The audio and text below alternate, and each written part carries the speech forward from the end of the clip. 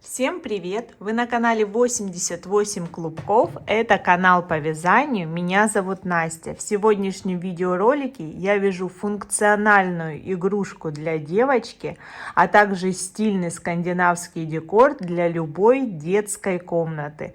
Это люлька-колыбель из трикотажной пряжи. Использую нить бисквит. Цвет айвори. Я приготовила 2 мотка пряжи. Характеристики нити: в 100 метрах 330 грамм. Приготовила крючки 2 размеров 5 и 6 миллиметров. Также я использую набор для рукоделия донышко плюс подставка-качалка. Он подходит для большинства популярных кукол. Заготовка для вязания 45 на 25 сантиметров. Выполнена из березовой фанеры высшего сорта. Имеет гладкие отшлифованные края, не испачкает пряжу и не оставит зацепок. Подойдет для шнура и трикотажной нити. Имеет 76 отверстий по 9 миллиметров. Расстояние между отверстиями 6 миллиметров. Благодаря базовому натуральному цвету дерева подойдет в любой интерьер, украсит детскую комнату в скандинавском стиле. Также заготовку можно покрыть лаком или краской по дереву любого цвета на ваше усмотрение. Заказать набор для рукоделия можно с бесплатной доставкой по доступной цене. Ссылку для вас оставляю в описании под этим роликом. Подписывайтесь на мой канал, ставьте лайки, приступим к работе. Я приготовила крючок номер 5. Головка этого крючка легко и просто входит в отверстие заготовки. Заготовка сейчас у меня лежит наружней частью вверх, то есть это внутренняя часть люльки. Пряжу я буду подматывать на опоре каждый раз, для того, чтобы нить в полотно поступала ровно и не перекручена, и узор полотна был идеальным. Сейчас я определяю глубину своего капюшона. Капюшон расположится по нижней части заготовки. Еще раз повторюсь, это наружная часть люльки, то есть донышко не внутренней части, а наружней. Сейчас от поворота отсчитываю 1, 2, 3, 4, 5, 6 отверстий. В 6-е отверстие буду вставлять крючок. Если хотите более глубокий капюшон, сдвиньте эту точку в эту сторону. Если менее глубокий, то есть в эту. То есть капюшон образуется по этой части заготовки. Итак, в 6-е отверстие от поворота вставляю крючок и подхватываю нить с небольшим запасом.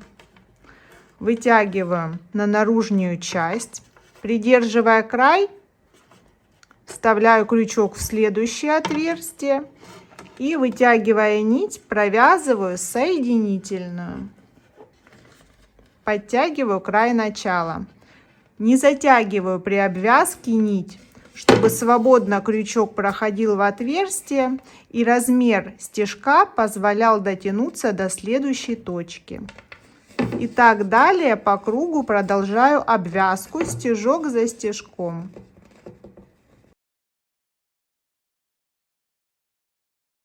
У меня осталась последняя точка обвязки. Я убираю в сторону рабочую нить и подхватываю край начала в это отверстие. Вытягиваю ее полностью. Подтягиваю рабочую нить, и здесь сейчас с помощью этого края делаю незаметное соединение.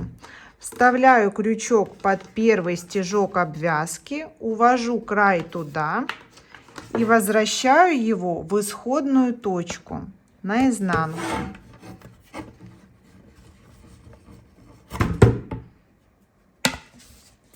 Обвязка носит чисто декоративный характер, чтобы закрыть отверстие и не так сильно были видны добавления, которые я буду сейчас провязывать из этих отверстий. Напоминаю, в круг у меня 76 отверстий. Для того, чтобы определить количество столбиков, необходимое мне по моему узору, я меряю расстояние по овалу по самой кромке, для того, чтобы стенки изделия поднимались ровно вверх, не расширялись и не сужались по ходу навязывания рядов. Итак, замерив это расстояние, я получаю 118 сантиметров. На 118 сантиметров мне необходимо рассчитать количество столбиков. Данным узором я вяжу и другие изделия. Вы можете воспользоваться моим расчетом или померить изделие и выяснить, сколько столбиков в ваших 10 сантиметрах узора. В 10 сантиметрах узора галочка в раскол у меня помещается 9,5 столбиков. Вот сейчас 118 я делю на 10 сантиметров, которые я сняла мерку, и умножаю на 9,5 столбиков в 10 сантиметрах. Получается 112 столбиков. Округляю к меньшему числу. 110 столбиков мне необходимо провязать из 76 отверстий. Простым расчетом я понимаю, что кое-где добавление будет через одну точку, а кое-где через две. Так вот, по повороту я намечаю добавки через одну точку, то есть в каждое второе отверстие. А по прямой делаю через две. Количество добавлений тоже очень просто просчитать. 110 минус 76. 110 необходимых столбиков минус 76 отверстий. Получается 34 добавления мне необходимо наметить. Исходя из этого, намечаю, еще раз, по окружности стараюсь делать почаще, через одну, а по прямой кое-где делаю также через две точки. Добавления намечены у меня карандашом. Пересчитываю риски. Их должно быть 34 плюс 76 исходных. На 110 петель я должна выйти в следующем ряду. Итак, я вставляю крючок в точку с наружной стороны, из которой выходит у меня край начала. Отодвигаю обвязку, вставляю крючок, подхватываю рабочую нить и вывожу эту нить на лицо моего изделия. Провязываю первый столбик.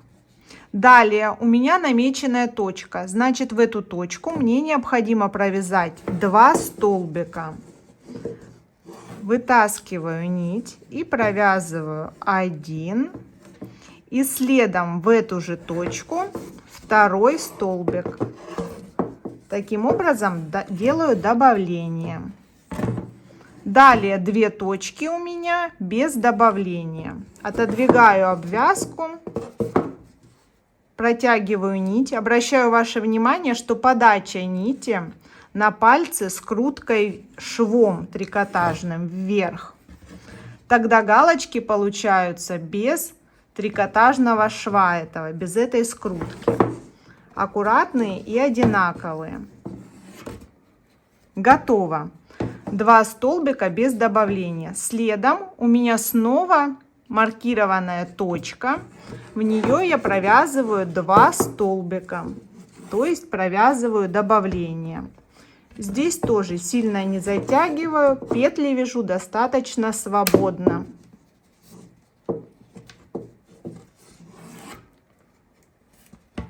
Так до конца ряда.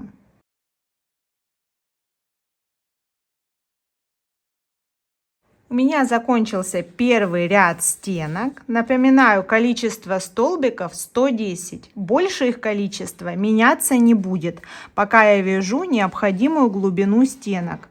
Вытягиваю нить больше обычного, вставляю в первую кромочную косу с изнанки на лицо и увожу петлю на изнанку.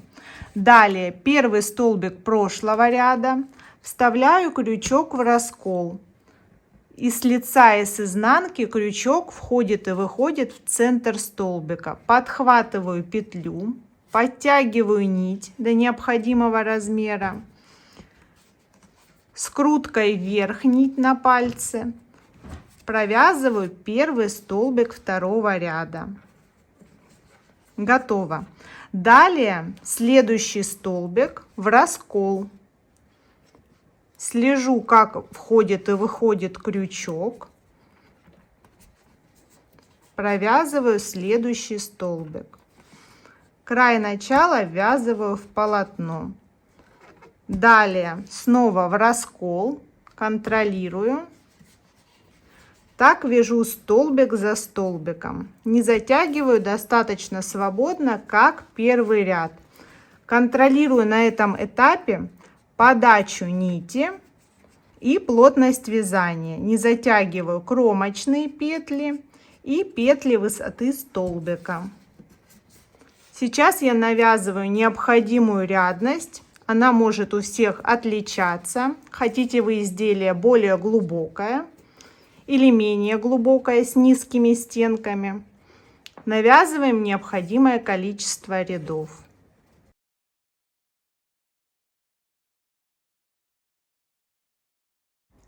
На 8 ряду у меня закончился первый моток нити. Остается небольшой запас, и я ввожу новую нить. Следующий столбик провязываю в раскол от нового мотка.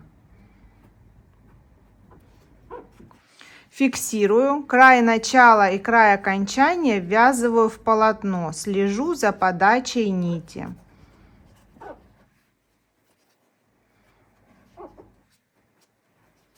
Так продолжаю еще пару-тройку рядов в зависимости от необходимой глубины.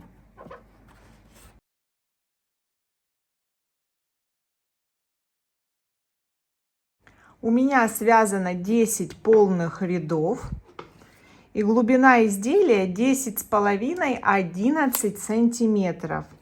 Сейчас будет первый ряд капюшона, его основания.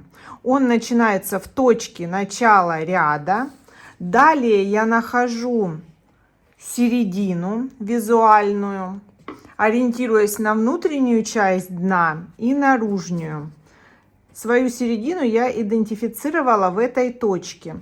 Теперь от этой точки отсчитываю количество петель до первой петли капюшона.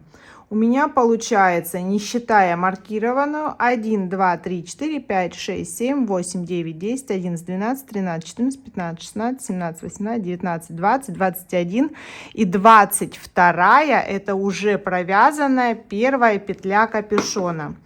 С этой стороны точно так же отсчитываю 22 петли и 22 маркирую. Готово. То есть это будет последняя точка основания капюшона. Провязываю этот ряд до второго маркера столбиками в раскол.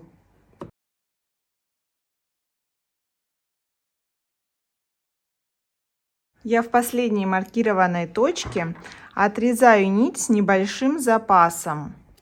Этот край впоследствии спрячу, вяжу в полотно. Оставляю как есть. Возвращаюсь к центральной маркированной точке. Далее ряды капюшона буду навязывать от центра. Продолжаю, ввожу эту же нить. Здесь в первом ряду мне необходимо захватить 5 петель. Центральная, 2 влево и 2 вправо. Первая. Вытягиваю рабочую нить и провязываю первый столбик. Далее подхватываю край начала и сразу направляю, ввязываю его в полотно. Вторая петля.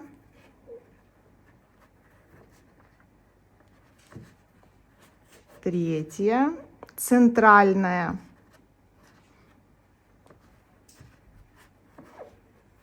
Четвертая. И 5. Готово. Первый ряд капюшона готов. Далее можно отрезать ввязываемый край. Мы и так достаточно его спрятали. И отрезаю нить также с небольшим запасом. вытягиваю. Каждый следующий ряд будет начинаться с правой стороны капюшона и заканчиваться в левой. Каждый следующий ряд будет длиннее на 4 петли. 2 петли я захватываю справа и 2 петли слева. Итак, отступаю 2 петли в сторону, подхватываю рабочую нить, направляю край нити, ввязывая его в полотно, прячу его сразу здесь на месте. И вяжу второй столбик.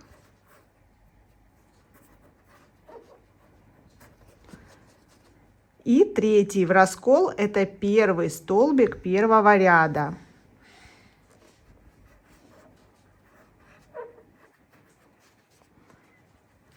И далее 5 столбиков прошлого ряда. И спускаюсь еще на 2 петли, увеличивая длину ряда. Здесь последний столбик в раскол. Важно подхватить его правильно.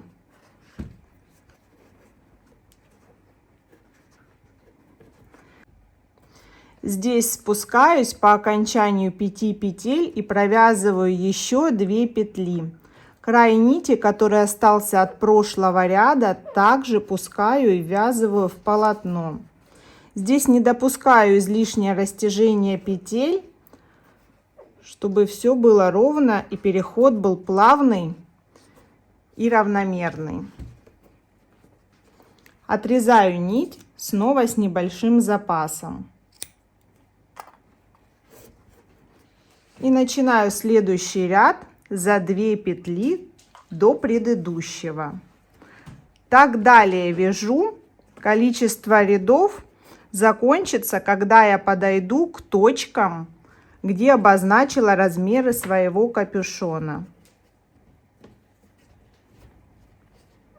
При любой возможности прячу нити, ввязывая их в полотно.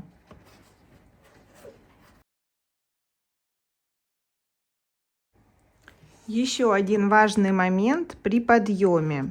Я провязываю 2 новых петли в начале ряда.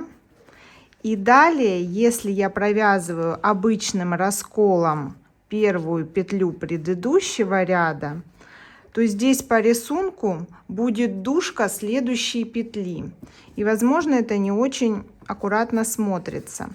Поэтому здесь я прокалываю немножко в сторону. Крючок с изнанки выходит не в раскол, а полностью мимо 2 ножек данного столбика. И тогда будет все ровно и аккуратно. Переход будет плавный. Это что касается начала ряда. В конце ряда у меня уже собралось несколько нитей для ввязывания. И 3, 4, 5 это уже слишком. Поэтому эту нить можно направить в текущий ряд и ввязать обратно, а не вперед.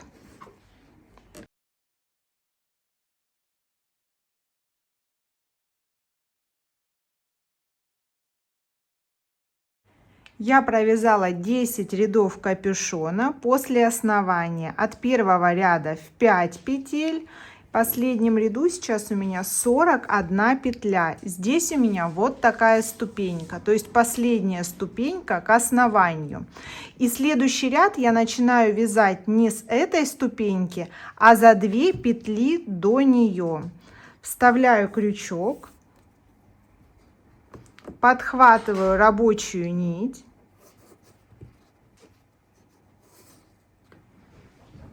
Соответственно, этот ряд увеличится не на 4 петли, а на 8.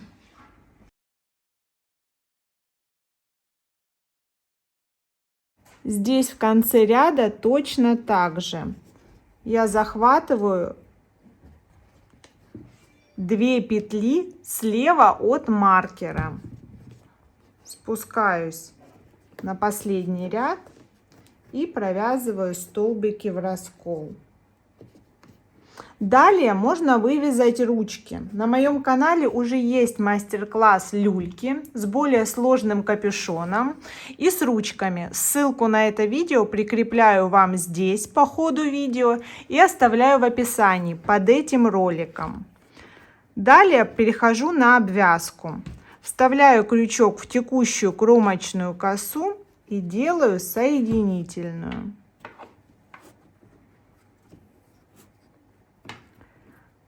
Нити, которые я вязывала, остаются в стороне. Продолжаю в каждую следующую кромочную косу протягивать соединительной. Так вяжу до основания начала капюшона. Я закончила обвязку люльки и перехожу таким же образом на обвязку капюшона. У меня последние стежки. И отрезаю нить с небольшим запасом.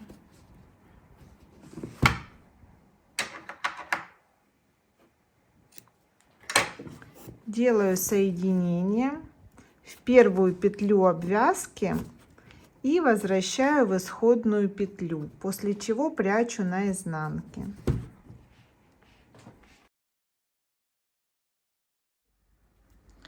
Моя люлька-колыбель готова. Остаток пряжи позволяет сделать декор или дополнительные аксессуары.